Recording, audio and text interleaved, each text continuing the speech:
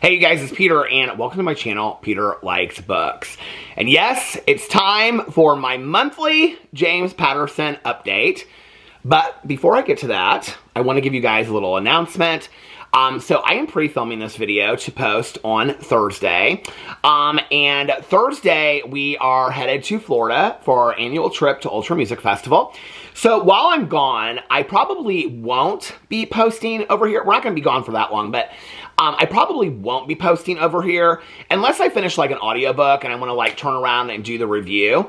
Then I will do that. But I'm caught up on like all my books, so I'm excited to like start a new audiobook, start a new physical copy book while I'm on vacation. But if I finish a book and I want to like turn around and do a review, then I might do that. Which the last time I was on vacation, I was like listening to like an audiobook like every other day. Obviously my reviews are not so long, so it might just, I might just turn around and be like, while Alex is getting ready, to go to the pool or something like that, be like, I'm going to film a review video. So I might be filming over here while I'm gone. I just don't know. If not, I will miss you guys greatly. And when I come back, I will be posting over here more regularly than I have been. I have like a pile of books in my kitchen counter that I have like 11 or 12 books to review over here, okay? I just last night finished my 31st book of the year.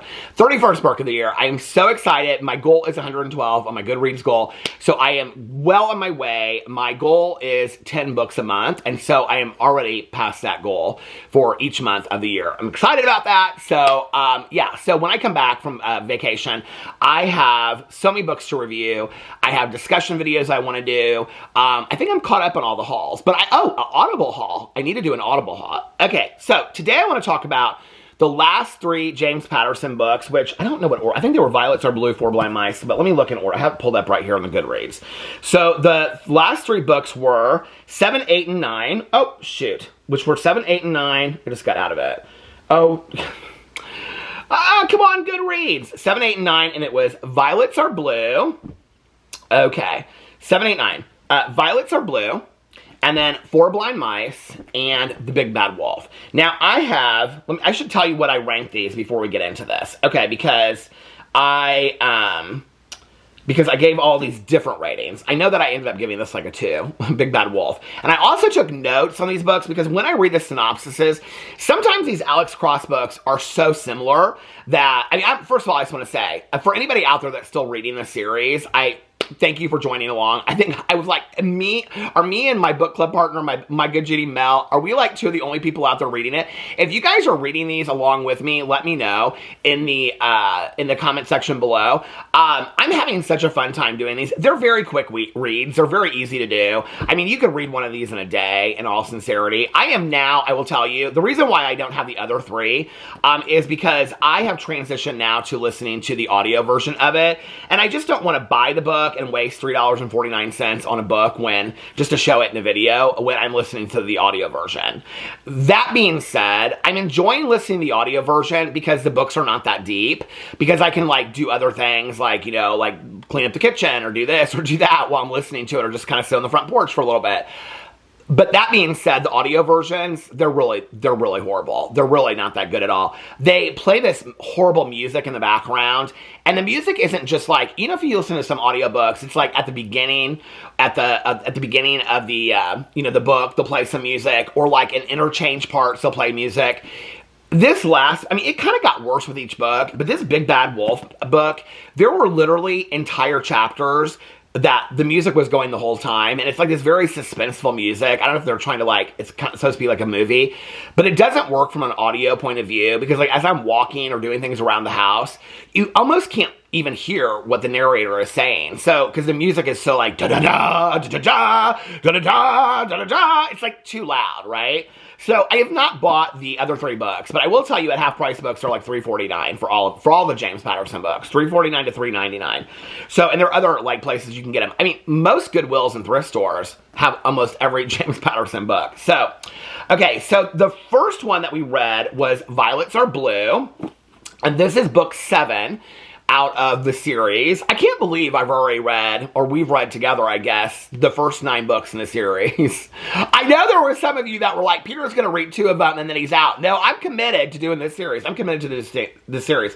Okay, let me get into my notes. Alex Cross books. Okay, Violets Are Blue. Now, we're going to read the synopsis really quick, and then I'm going to tell you my synopsis. Okay. In San Francisco, the killing ground for what appears to be, this is a vampire one, appears to be the work of vampires rather than humans. Washington, D.C., Alex Cross has seen a lot of crime scenes, but nothing as preternaturally gruesome as the murders of 2 joggers in San Francisco's Golden Gate Park. Local police are horrified, and even the FBI is baffled. Then as Cross is called in to handle the case, I'm like in my head like, what did I give this? I think I gave this one a high rating, but I've read like 5 books since this. So, as Cross is called in to handle the case, the carnage takes off, leaving a trail of bodies across America and sweeping him to Savannah, Las Vegas, New Orleans, and Los Angeles. Now Cross's nemesis, the merciless criminal known as the Mastermind, will stalk and taunt him and once again threaten everything he holds dear. Is this the one where Jamila is in it? Is this the introduction of Jamila? His new love? I feel like Alex Cross has had... Mel texted me, this was before this book, she texted me and she was like, Alex Cross really gets around, doesn't he? I mean, he literally has a new girlfriend in every book, but now it's been like Jamila for 2 books. Okay, so first of all, let me tell you what my rating was on it. Let's go in here and see. Okay, Violets Are Blue, what did I give it? Let's see. I gave it 3 stars. Okay. Violets Are Blue, I gave 3 stars. Here's my notes on it. My notes are short, just to remind me of what the book was about. Vampires and masterminds. Brothers and the Sire. I don't know what that means. I don't remember. Oh, yeah. Oh, my God. Now I'm remembering it. The vampire at the very end and the twin brother or the brothers in the cabin and all that kind of stuff. And then the Sire at the end. Okay. Kyle Craig. Oh, Kyle Craig was the mastermind. This was a big book. I'm kind of surprised I didn't give this more stars because you know what? I finished Maximum Ride last night and I gave it 4 stars. Which is not part of the series, but by James Patterson. I actually really liked that book. I was kind of surprised. It was about the kids that have wings, the Angel Experiment books. I really liked it. So it says in here, he hunted and the mastermind, Kyle Craig, one of his quotes says, he hunted and he also, which made him the mastermind, was that he hunted the men that he believed to be the mastermind. So that made him like the ultimate mastermind because he was play acting hunting for them and he was also hunting men. This is one of the things I said in here is that I love that these have like ongoing like backstories like Gary Sanji and the Mastermind. Now in like the later books what you see is that like Kyle Craig is in this federal prison and Alex Cross like goes and visits him to like refer to him and things like that. I have to tell you, like this one I actually really liked. I mean, none of these books, I don't know if I think I have given a 4 to one of these books.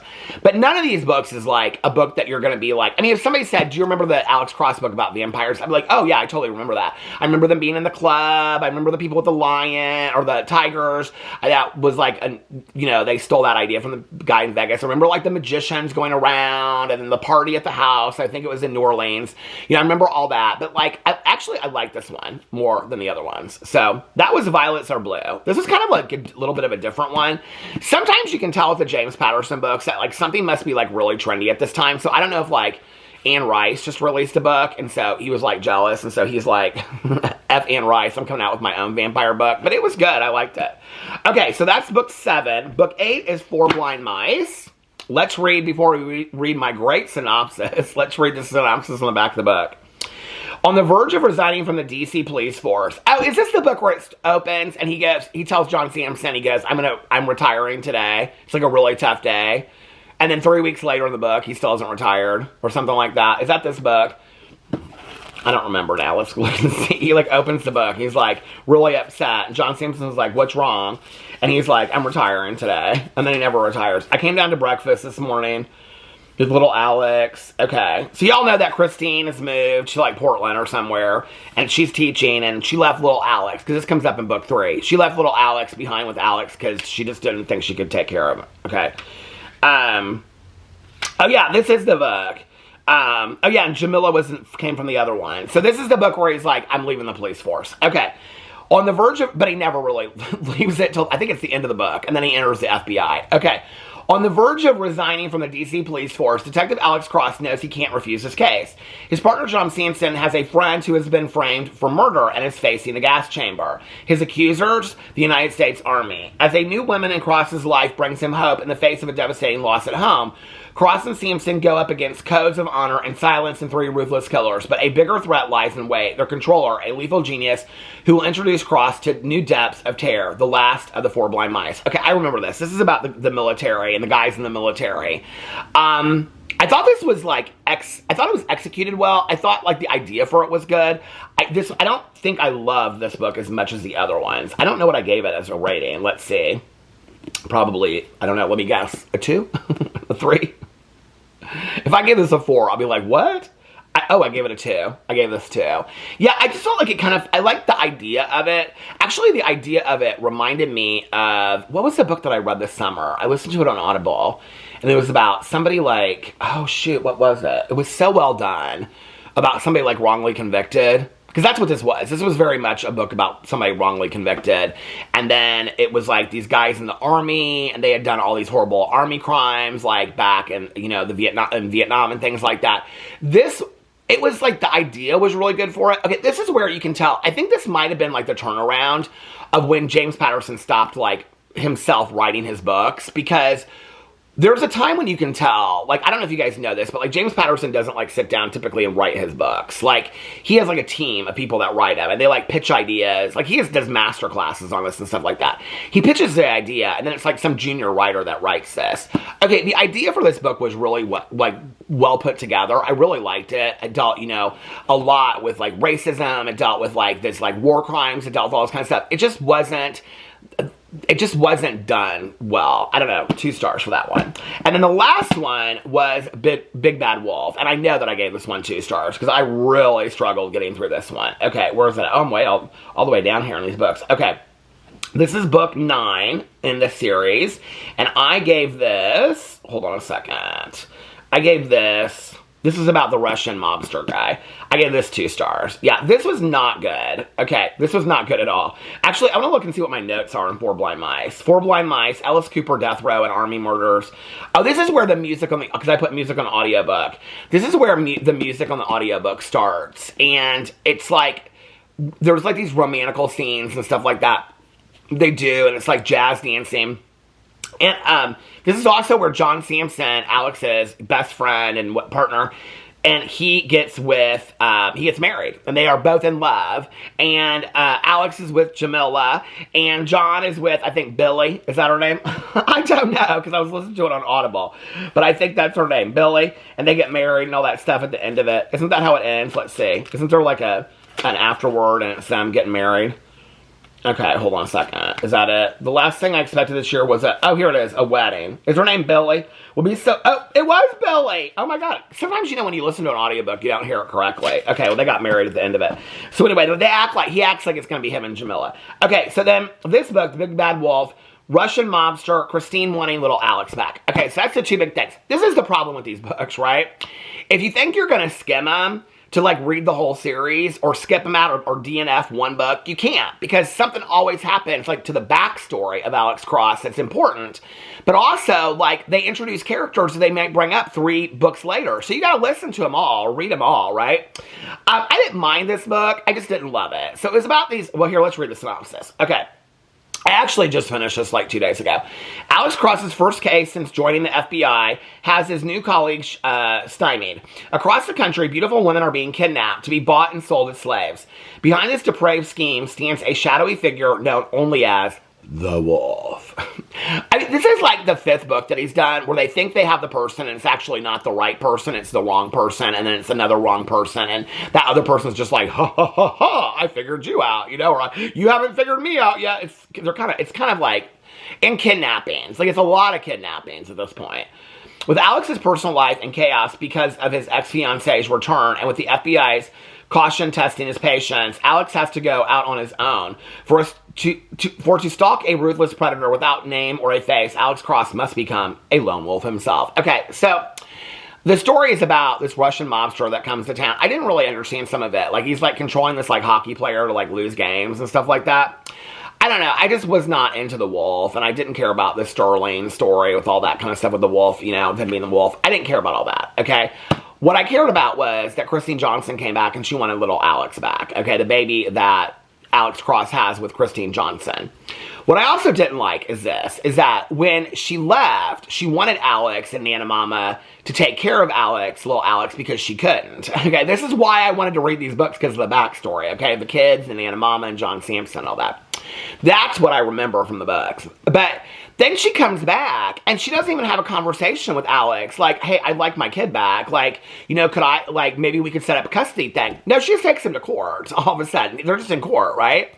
And then in court, they're questioning Alex Cross, and they're like, well, who takes care of little Alex while you're at work? Don't you have a really dangerous job? And he's like, well, Nana Mama. And they're like, well, how old is she? So then they're like, Nana Mama is getting like, you know, they're putting her down for her age. And then he's like, hey, Nana Mama raised me and all this kind of stuff. And then he's getting like real upset about it, you know? And then they ask him, and I'm like, oh, hell, now it's all going down. It's all going away now. Because they said, now, you've dated several women since you and Christine broke up. And I'm like, yeah, like every book. Like, if you're doing this in timelines of books, he's dated a woman every book. But anyway, and he's like, hey. Oh, I found some bookmarks I had in here. And he's like, hey. But anyway, at the end, Christine Johnson gets little Alex back. And so then they hand little Alex over, and it's real sad, and then they talk about how they're going to come and visit. I just didn't, you know, this is the thing I don't think was necessary for the series of books, is this, I mean, I understand the animosity. Okay, so Christine was kidnapped because of Alex Cross's job, all right? She's a school principal, he's a homicide detective. He, you know, and as a homicide detective, he also goes on these humongous cases of catching international serial killers. Who knew? But anyway, so, that's why he works for the FBI now, because it made more sense. But anyway, but she knew that when she started dating him. She was worried about his safety, and she says that, you know, like, couldn't you just go into private practice and things like that? But she knew who he was as a person, right? So I get it. And I'm not, like, blaming her for it and things like that. I mean, it's a fictional book. Let's not get too heated about it, right? But I didn't realize that they had, I mean, she would call and check in on him. I didn't realize they had such poor communication that they couldn't be like, let's readjust custody. Like, maybe you could have him for 6 months out of the year, and I'll have him for 6 months out of the year, or whatever. I mean, he's like 3 at the time, right?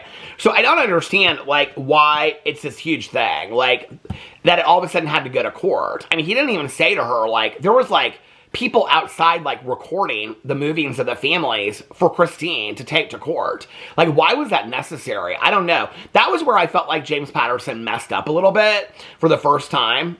Maybe not the first time.